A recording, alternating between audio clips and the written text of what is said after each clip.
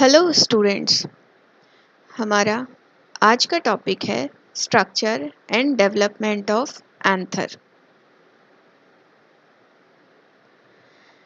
In angiosperms स्टेमन represent male reproductive structure और microsporophyll. Angiosperms में जो स्टेमन होते हैं ये मेल रिप्रोडक्टिव स्ट्रक्चर होते हैं जिन्हें हम माइक्रोस्पोरोफिल भी कहते हैं। ये आप डायग्राम देख सकते हैं स्टेमन का। ये मेल रिप्रोडक्टिव स्ट्रक्चर है और ओवरी जो फीमेल रिप्रोडक्टिव स्ट्रक्चर है। ये एक मैच्योर फ्लावर का डायग्राम है जिसमें पैडिसिल होता है जो बेस में प्रेजेंट होता है फ्लावर के, और इसी पैडिसिल से फ्लावर जो है वो स्टेम से अटैच रहता है। इसके बाद फ्लावर 4 व्हर्ल्स में अरेंज रहता है। आउटर मोस्ट व्हर्ल कैलेक्स कहलाता है जिसकी एक यूनिट को हम सेपल कहते हैं। इसके बाद कोरोला आता है जिसकी एक यूनिट को हम पेटल कहते हैं। फिर मेल रिप्रोडक्टिव ऑर्गन यानी स्टेमन प्रेजेंट होता है और इनर मोस्ट व्हर्ल गायनोशियम होता है जो फीमेल रिप्रोडक्टिव ऑर्गन होता है। हर स्टेमन के 3 पार्ट होते हैं। एंथर जो अपर मोस्ट पार्ट है, उसके बाद कनेक्टिव टिश्यू और बेस में फिलामेंट प्रेजेंट होता है। माइक्रोस्पोर्स या पॉलन ग्रेन्स एंथर लोब्स में प्रेजेंट होते हैं। यूजुअली एंथर में 2 लोब्स प्रेजेंट होते हैं और इन 2 लोब्स को बीच में जो टिश्यू जॉइंट करता है उसे हम कनेक्टिव टिश्यू कहते हैं। हर लोब में 2 चैम्बर होते हैं। ये आप देख सकते हैं कि इस एंथर में 2 लोब्स हैं और एक लोब में 2 चैम्बर होते हैं, यानी जब दोनों लोब्स को हम काउंट करेंगे तो इसमें 4 चैम्बर या 4 पॉलन सैक या 4 माइक्रोस्पोरेंजिया प्रेजेंट होते हैं। जब एंथर में 2 एंथर लोब्स प्रेजेंट होते हैं तो ये कंडीशन डाइथिकस कहलाती है और 2 एंथर लोब्स में 4 माइक्रोस्पोरेंजिया प्रेजेंट होते हैं। और जब 4 माइक्रोस्पोरेंजिया प्रेजेंट होते हैं तो ये कंडीशन टेट्रास्पोरेंजिएट कहलाती है। कुछ प्लांट्स जैसे मोरिंगा जो मालवेसी फैमिली को बिलोंग करता है, इसमें सिर्फ सिंगल लोब यानी एक ही लोब प्रेजेंट होता है और इस कंडीशन को हम मोनोथीकस कंडीशन कहते हैं। मोनो मतलब एक, थीकस मतलब लोब, यानी एक थीका इसमें प्रेजेंट होता है। अब अगर इसमें एक लोब प्रेजेंट है तो इसमें 2 ही माइक्रोस्पोरेंजिया प्रेजेंट होते हैं, और जब 2 माइक्रोस्पोरेंजिया प्रेजेंट होते हैं तो ये कंडीशन बाइस्पोरेंजिएट कंडीशन कहलाती है। जब 2 लोब्स प्रेजेंट होते हैं यानी डाइथीकस टेट्रास्पोरेंजिएट कंडीशन में एक एंथर लोब बड़ा होता है और दूसरा छोटा होता है। ये डिफरेंट फॉर्म्स हैं, आप देख सकते हैं। ये एंथर लोब्स हैं और इसमें फिलामेंट किस पोजीशन में अटैच है। जैसे बेसी फिक्स्ड कंडीशन में बेस से अटैच रहता है। एडेनेट में कनेक्टिव ऊपर से नीचे तक प्रेजेंट होता है। डॉर्सी फिक्स्ड में डॉर्सल सरफेस पर होता है और ये वर्सेटाइल कंडीशन है। इसमें आप देख सकते हैं पीछे की तरफ से अटैच होता है।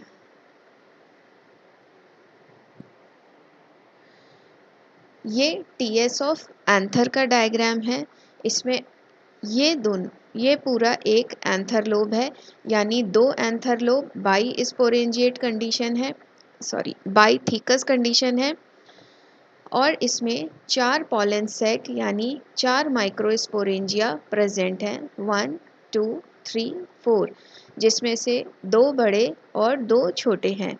इन्हीं माइक्रोस्पोरेंजिया के अंदर माइक्रोस्पोर्स यानी पॉलन ग्रेन्स का डेवलपमेंट होता है।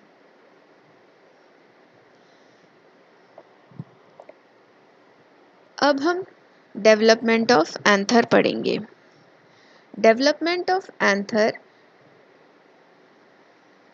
starts with the meristematic activity of the cell present on the thalamus।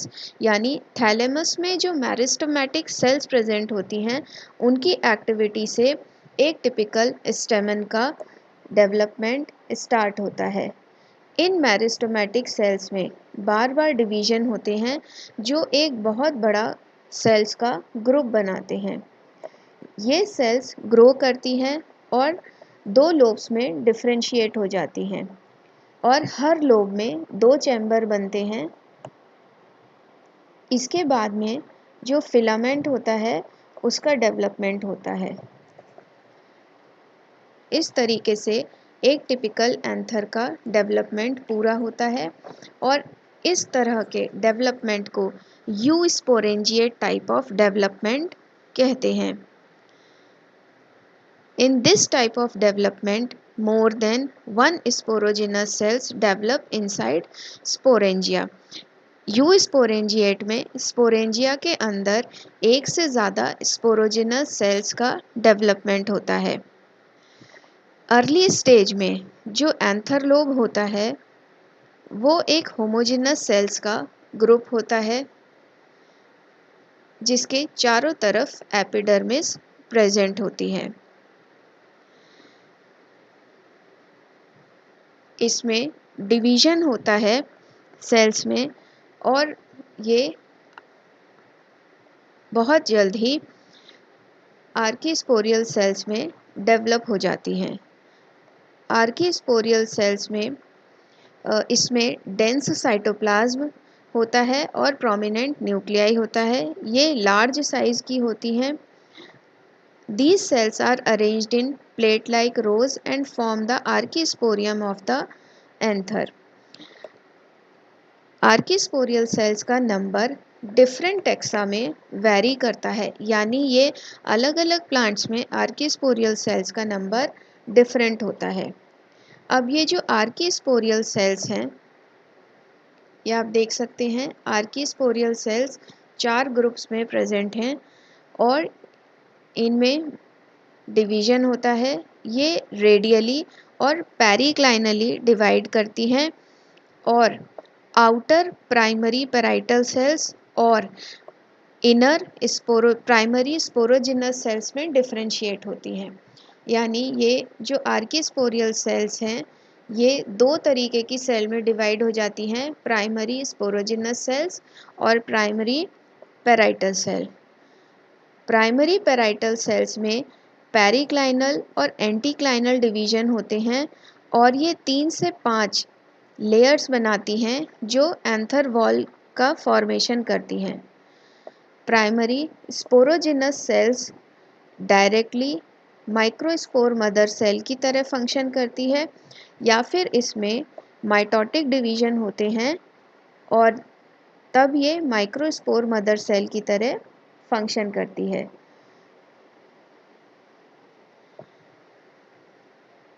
आप देखिए डी स्टेज में जो प्राइमरी पैराइटल सेल होती है ये एपिडर्मिस, तो एपिडर्मिस पहले से प्रेजेंट थी और parietal cell endothecium, middle layer और टैपेटम का फॉर्मेशन करती है। ये लगातार पेरिक्लाइनल डिवीजन से बनते हैं और एंटीक्लाइनल डिवीजन होती है। इसमें एपिडर्मिस के बाद में एंडोथीशियम लेयर होती है। एंडोथीशियम के अंदर मिडिल लेयर प्रेजेंट होती है। मिडिल लेयर के बाद में टैपेटम प्रेजेंट होता है और स्पोरोजिनस सेल्स जो होती हैं ये स्पोर मदर सेल का डेवलपमेंट करती हैं।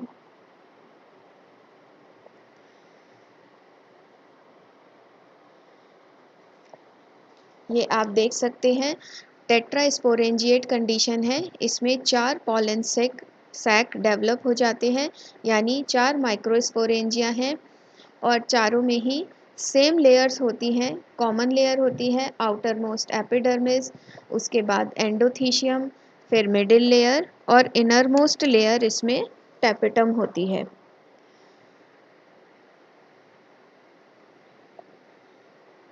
मैच्योरेशन के समय दो माइक्रोस्पोरेंजिया के बीच की वॉल डिसॉल्व हो जाती है और ये एक कॉमन चैम्बर बनाती है। लेटर ऑन एपिडर्मिस रप्चर हो जाती है और इसमें से पॉलन ग्रेन्स या माइक्रोस्पोर्स बाहर रिलीज हो जाते हैं। इस तरीके से ये एंथर का डेवलपमेंट पूरा होता है। ये एंथर की डेवलपमेंट की डिफरेंट स्टेजेस हैं।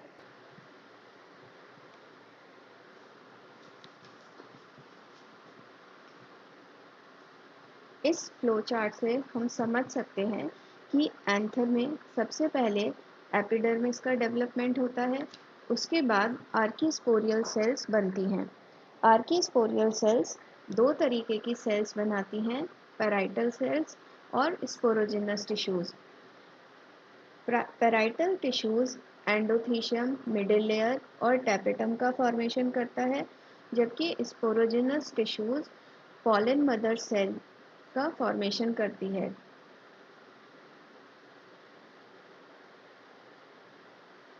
इस डायग्राम से भी आप समझ सकते हैं कि आर्कीस्पोरियल सेल से प्राइमरी स्पोरोजिनस और प्राइमरी पैराइटल सेल्स का डेवलपमेंट होता है। ये एक यंग एंथर का टीएस है। ये एनलार्ज्ड व्यू है एक माइक्रोस्पोरेंजियम का और ये मैच्योर डेहिस्ड एंथर है, यानी इसमें से जब इसकी एपिडर्मिस और बाकी लेयर्स रप्चर हो जाती हैं तो पॉलन ग्रेन्स बाहर रिलीज हो जाते हैं। Structure of microsporangium. Anther walls. Anther wall में आउटर मोस्ट एपिडर्मिस होती है। This is the outermost layer of anther and made up of tangentially stretched and flattened cell. ये आउटर मोस्ट लेयर होती है एंथर की और टेंजेंशियली स्ट्रेच्ड यानी खिंची हुई सेल्स होती हैं, फ्लैट सेल्स होती हैं। During anther development the epidermal cells under repeated anticlinal division and form internal tissue. Anther development के दौरान एपिडर्मल सेल्स में बहुत सारे रिपीटेड एंटीक्लाइनल डिवीजन होते हैं जो इंटरनल टिश्यूज़ का फॉर्मेशन करते हैं। इन मैच्योर एंथर ये बहुत ज़्यादा स्ट्रेच्ड और फ्लैट होती है। एपिडर्मिस का यूजुअली फंक्शन जो होता है वो प्रोटेक्शन होता है, क्योंकि आउटर मोस्ट लेयर होती है इसलिए ये एंथर को प्रोटेक्ट करती है। एपिडर्मिस में कभी कभी स्टोमेटा भी प्रेजेंट होते हैं। इसका एग्जाम्पल है एलेंजियम। एपिडर्मिस के बाद में एंडोथीशियम लेयर आती है। इसकी सेल्स रेडियली इलोंगेटेड होती हैं और जब पॉलन ग्रेन मैच्योर होता है तो इनका सबसे ज़्यादा डेवलपमेंट होता है। मोस्टली एंडोडर्मिस सिंगल लेयर होती है, पर कॉक्सीनिया इंडिका में ये 2 लेयर्ड होती है। Fibrous bands are present on inner tangential wall. इसके अंदर की तरफ फाइब्रस बैंड्स प्रेजेंट होते हैं। ये बैंड्स राउंडेड या यू शेप होते हैं, यानी यू के आकार के होते हैं। But in Melothria they occur in form of 2 overlapping spirals and in Momordica charantia transfer bands are present. Melothria में ये 2 ओवरलैपिंग स्पाइरल यानी एक दूसरे में बंधे हुए स्पाइरल फॉर्म में प्रेजेंट होती है और मोमोडिका में ये ट्रांसफर बैंड्स प्रेजेंट होते हैं। ये आप देख सकते हैं आउटर मोस्ट लेयर एपिडर्मिस है, उसके बाद में एंडोथीशियम होती है। एंडोथीशियम के बाद में मिडिल लेयर प्रेजेंट होती है। They become flat and crushed during meiosis in pollen mother cell. जब पॉलन मदर सेल में मियोसिस होती है तब मिडिल लेयर क्रश हो जाती है, यानी टूट जाती है। इन सम प्लांट्स 1 और मोर मिडिल लेयर में परसिस्ट। कुछ प्लांट्स में एक या ज़्यादा मिडिल लेयर परसिस्ट करती है, यानी उनमें ब्रेकअप नहीं होता, वो क्रश्ड नहीं होती और वो पहले की तरह ही रहती है। इसके एग्जाम्पल हैं Lilium and Ranunculus. In many species, the cells of middle layers are storage center. कुछ स्पीशीज में मिडिल लेयर स्टोरेज का भी काम करती हैं। ये स्टार्च और अदर रिजर्व्स को स्टोर करती हैं जो पॉलन के डेवलपमेंट में काम आता है। लास्ट लेयर आती है टैपेटम। ये एंथर की इनर मोस्ट लेयर होती है, यानी मिडिल लेयर के अंदर प्रेजेंट होती है और इसका मेन फंक्शन नरिशमेंट प्रोवाइड करना होता है डेवलपिंग पॉलन ग्रेन को। तो ये चारों एंथर की वॉल्स होती हैं, outer most epidermis, then endothecium, middle layer and inner most is the tapetum. Thank you.